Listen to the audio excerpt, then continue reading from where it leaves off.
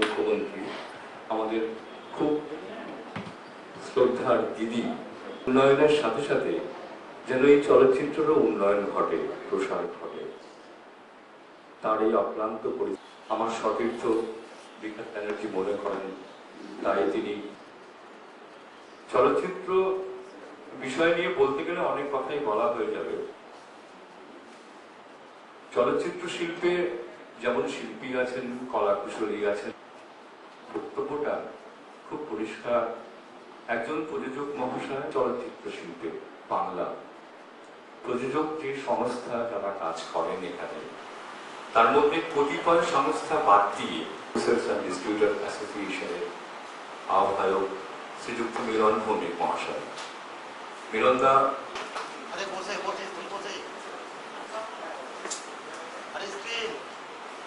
একটা জোরে হাততালি হোক।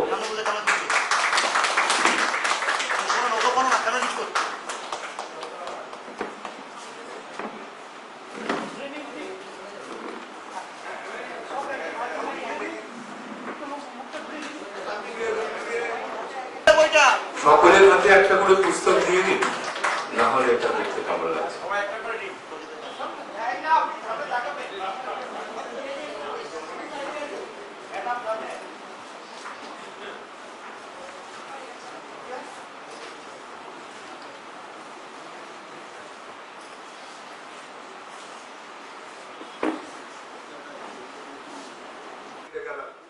আমার মেডিক্লেম ফিল আপ করা, মানে মুখ্যমন্ত্রী বলেছেন তাড়াতাড়ি এসে ফর্মটা ফিল আপ করে যাবে।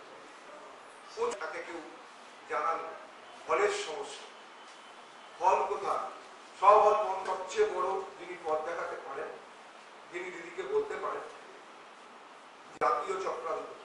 এখানে সেন্সার করতে গেলে সব ছবি নাকি, যে ছবিতে কোনো রেপ নেই, কাগজ খুললে, আমি সংবাদ মাধ্যমকে ছোট করছি না, গণতন্ত্রের সবচেয়ে বড় ভিতটাই হচ্ছে সংবাদ মাধ্যম, তারা ছাড়া কিছু হতে পারে না।